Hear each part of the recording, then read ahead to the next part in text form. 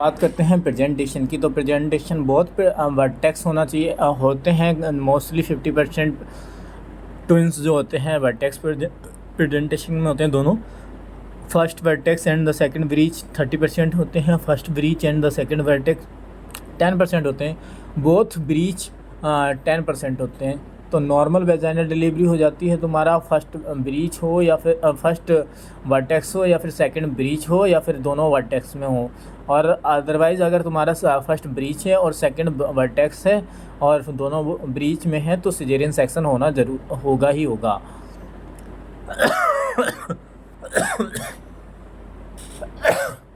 Management की बात करता हूँ तो hospitalisation, delivery of the first fetus, immediately clamp and the cutting of the umbilical cord, injection ergometrine and the injection methadone to be given after the delivery of anterior shoulder of second fetus. Gestational diabetes mellitus की बात करता हूँ तो diabetes mellitus में after the 20 week of the gestation first gestation fasting blood sugar होती greater than 126 mg/dl और PP यानी post prandial blood sugar का लेवल ग्रेटर दैन 200 mg/dl। पता नहीं। हाँ, तो screening test for the gestational diabetes mellitus OGTT और OGTT मतलब oral glucose tolerance test, golden test to assess gestational diabetes mellitus 24 to 28 weeks of pregnancy, second trimester। Process क्या होता है? Before 3 day of the test adhere for high carbohydrate diet 400 gram per day और NPO before the 8 to 10 hours of the test. Fasting blood sugar check करेंगे, 75 gram glucose देंगे, 75 gram glucose देंगे orally and after 2 hours blood sugar check करेंगे। फिर no gestational diabetes mellitus तो impaired और borderline gestational diabetes mellitus तो FBS यानी fasting blood sugar अगर लेस देन 100 mg/dl और 100 to 126 mg/dl यानी ग्रेटर देन 126 mg/dl और पोस्ट पेरेंडियल में लेस देन 140 mg/dl या 200 mg/dl या फिर ग्रेटर देन 200 mg/dl। मैनेजमेंट की बात करता हूँ तो मैनेजमेंट में contraindication oral hypoglycaemic agent होता है और लो कार्बोहाइड्रेट डाइट देते हैं।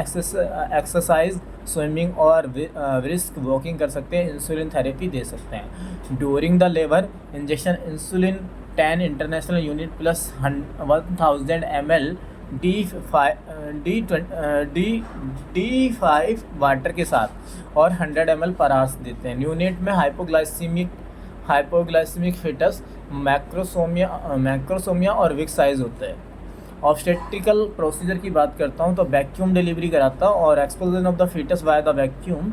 सिफेलिक प्रेजेंटेशन होती है। अगर सिफेलिक प्रेजेंटेशन है तो साइड में near posterior fontanelle. Preterm baby contraindication if no possibility of the normal vaginal delivery. Contraindication indication क्या होता है? maternal and the fetal distress। Episiotomy after the insertion of the vacuum cup process 0.2 kg per centimeter square starting the pressure 0.1 kg per centimeter square increase the pressure every minute। 0.8 kg per centimeter square is the ideal pressure up to 25 minute पर तक बढ़ा सकते हैं। After the delivery of the fetus artificial caput succedaneum chignon. Forceps delivery की बात करता हूँ तो expulsion of the product by the forceps types होते हैं लॉन्ग कर्व्ड फोर्सअप और short curved forceps, Kielland forceps. Delivery method long curved ये है, शॉर्ट कर्व्ड ये है, किल्ड जिसमें कील सी निकली होती है, ये ब्लेड है और तुम्हारा सिंकस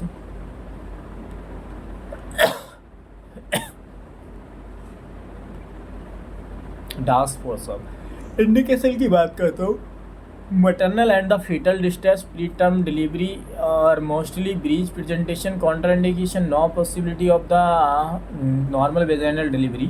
और फोर्सअप की बात करें तो फोर्सअप की फुल फॉर्म